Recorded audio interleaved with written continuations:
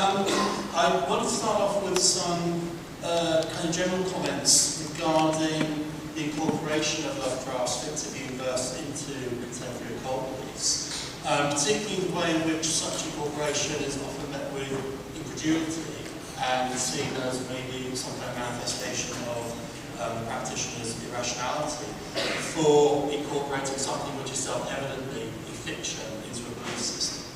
I think this is a category error of sorts.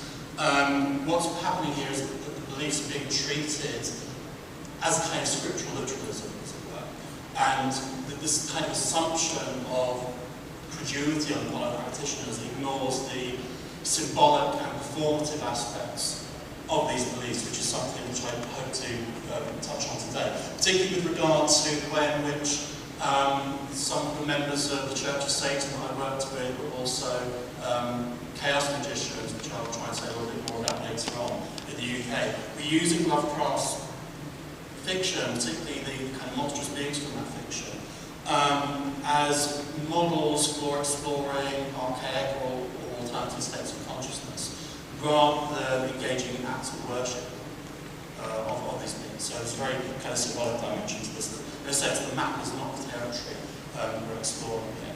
The other assumption of kind of rationality with regards to these beliefs, I think, is kind of ironic in a sense, because it also fails to acknowledge the fictions that underpin our own everyday reality, our social reality in particular. You know, we all maintain relationships with imaginary beings, imaginary people, whether it be other supernatural beings or indeed dead friends and relatives. We care for their graves and so on and so forth. So we are, in effect, engaging with imaginary persons. Nation states, social coalitions, are based around what Benedict Anderson calls here, imagined communities that are founded on the principle of fictive kinship, based around, again, intangible ideas or concepts such as culture, language, ethnicity, and so on and so forth. Money is another example, and of course, dollar bill is a physical object, it's a material thing, but the value which we invest in it is in a sense a process of sort of social construction, kind of a collectivized investment in the value of that material item. So I think that's kind of important to bear in mind, because I also want to touch on the point that modernity as we understand it, which is often kind of seen as kind of concretized around democratic nation-state underpinned by free enterprise, is itself kind of based on these fictions. And what I want to try and do today is to look at the intersection between Lovecraft's work, what I'm calling is weird materialism, which is a term that I partially paraphrased from philosopher Graham Palmer, who uses the term weird realism, to investigate some of the ways in which the idea of rational progress itself leads to kind of disorder and unreason, particularly in acts of mass murder and genocide, which are often state-driven.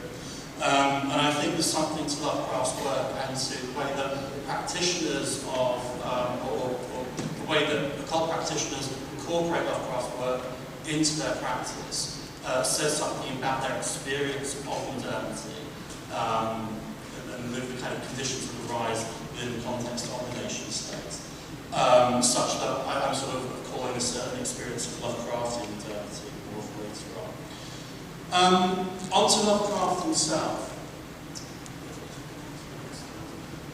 I'm not trying to make any claim here that Lovecraft has any evident affiliation with the occult. It's fairly clear from his writings that there's liberal evidence to support the claim that Lovecraft was firmly embedded in an atheistic materialism, which doesn't really allow him to be explicitly allied with forms of metaphysical transcendentalism. But counterintuitively in his fiction, this is not so much the case. It's the very exercise of reason and rationality which produces monsters, not in sleeping reason. Such that the quest for knowledge often leads Lovecraft's protagonist to the brink of an unknowable abyss, and thence into a new dark age of unreason, to paraphrase the famous opening paragraphs of Cthulhu. In this respect, I'm arguing that Lovecraft's materialism, or his notion of reality, is in a sense an unweirded one, wherein reality itself is found to be incommensurable with our attempts to understand it. And I think this comes through quite powerfully in kind of morphology of his monsters. But I mean, one of the other things that kind of links Lovecraft into contemporary cultures is a kind of nascent Gnosticism in his work, which I've sort of represented by a couple of quotes here, where he says, weird stories achieve momentarily the illusion of some strange suspension or violation of the falling limitations of time, space, and natural law, which forever imprison us.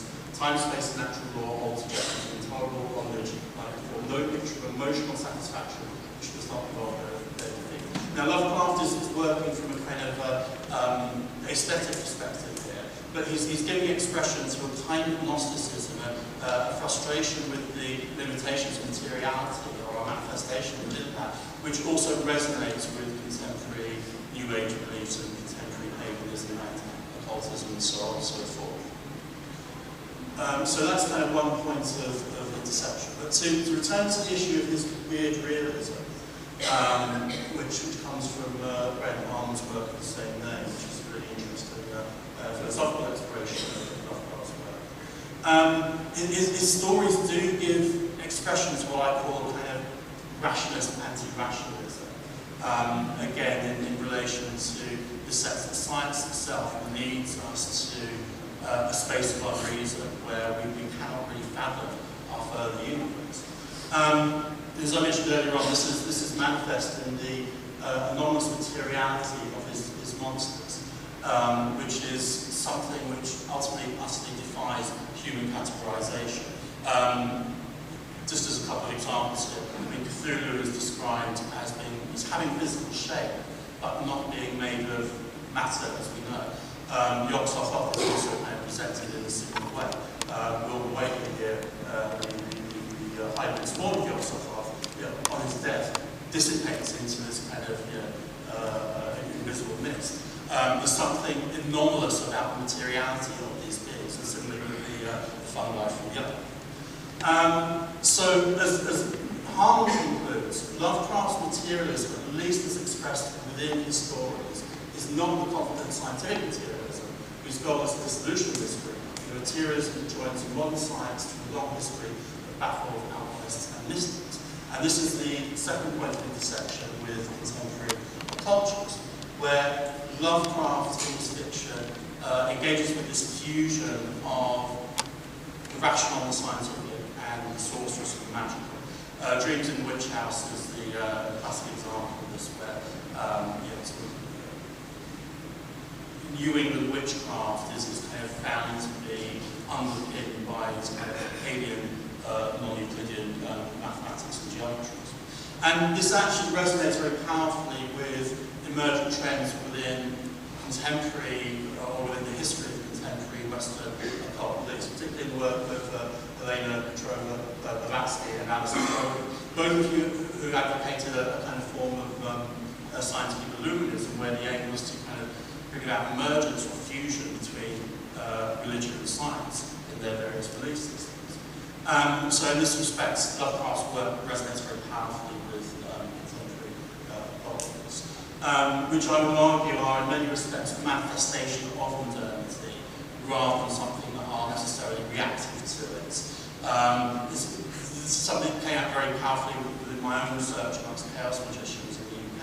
Chaos magic is a very kind of radicalised, antinomian, iconoclastic, esoteric belief system, which has one foot in sort of punk rock sensibility of the 1970s, this kind of anarchistic do-it-yourself approach, and another foot in kind of cutting edge of quantum theory, which again sort of feeds very well into what I'm saying here. But there's very much a kind of aspect of that which is a kind of secularizing of the esoteric, of the occult. But even so, even with the cultural and new age engagements with things like quantum theory, there is still a kind of antagonism to mainstream science, as it were, in its kind of more positivistic forms. Now, so I meant to preface this with the most horrifying image we're going to see today, this is for Ryan the Alien franchise. Another aspect of this kind of modernity of the occult is a kind of interiorization of the monstrous. And this is where some of the meat of my research comes into play, where chaos magicians and Satanists are kind of engaged with Lovecraft's work, treating his entities and monsters as models of itself.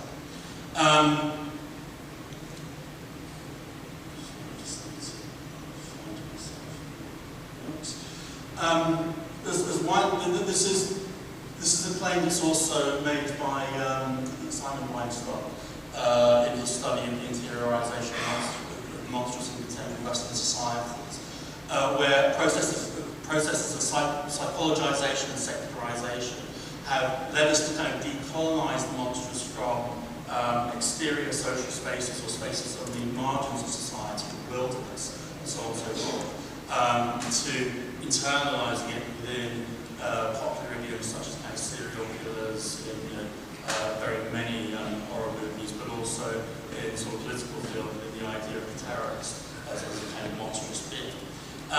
Weinstock also argues that this becomes very evident in things like the Alien franchise, where the human agents of corporate interests become as monstrous, if not more so, than the actual sort of Lovecraftian xenomorphs themselves. And this is really, I think, one of the sort of key points of my presentation, that the engagement with Lovecraft's work within the context of contemporary cultures, and this kind of interiorizing of the monstrous, is an attempt to reflect and make meaningful practitioners' experiences of modernity as something which itself has become monstrous and inhuman and dehumanizing. Edward Moody, who's an American sociologist or anthropologist, but did ethnographic fieldwork amongst members of the Church of Satan in the 1970s, makes the point that what attracts people to contemporary Satanism is the fact that they encounter contradictions in the context of modern society. That American society advocates or espouses Christian values, but they are in contradiction with the kind of bigoted, self-serving materialism of that society. And I found this to be, to an extent, true of the Satanists that I worked with in the UK. So there's a sense here that people are attracted to this because they see society itself as becoming satanic. And I think this is true of Lovecraft's work, and I think this is one of the major reasons why his work has attained such popularity in the modern world, because it reflects people's experience of alienation, of being governed by inhuman forces in some senses, that these kind of invisible, dehumanizing forces of transnational corporate interests. The fact that we are, in a sense, being rendered as commodities by these kind of predatory, invisible beings, as it were. Just to put this into context, then, to finish off quite soon, I'll just talk about the experience of, or the narratives offered by some of the Lovecraftian chaos magicians I worked with in the UK. This was in the sort of mid to late 2000s. It was a group called the Haunters of the Dark. Ethnographic piece on those, which was published a few years ago.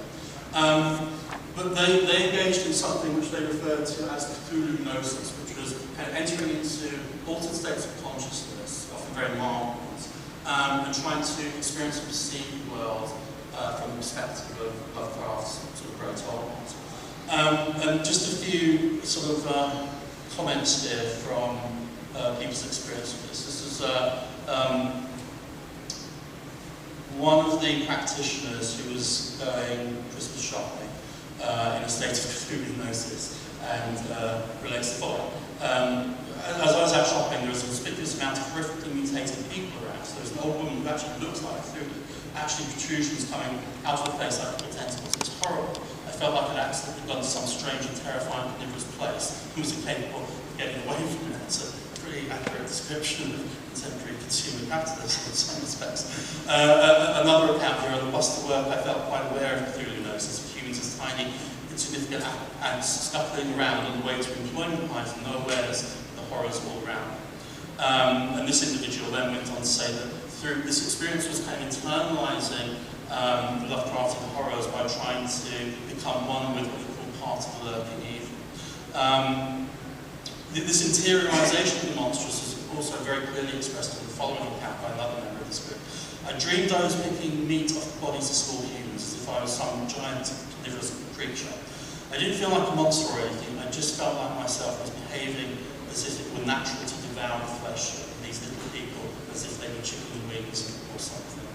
I think that very powerfully recounts a sort of a critique of again, the way in which contemporary consumerism turns us into commodities.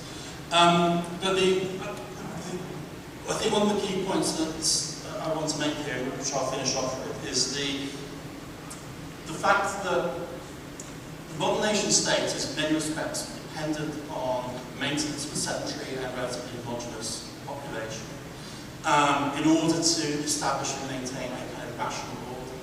But the consequence of that is, well, what do you do with those who inhabit minority positions within those societies? And this is, in its most extreme form, where the likely project of rational progress leads down to the road of eradication, of technologized, rationalized, bureaucratized mass murder, genocide. Now, I'm not claiming this is the modus operandi of all nation states, but it's a manifestation of rational modernity. And it's this aspect of modernity which itself becomes or creates a situation in which we inhabit a Lovecraft, which is increasingly Lovecraft inhabits a universe which is increasingly experienced as Lovecraftian. Our sense of agency is limited in the face of these kind of wider social and economic powers which we have no control of. I think I better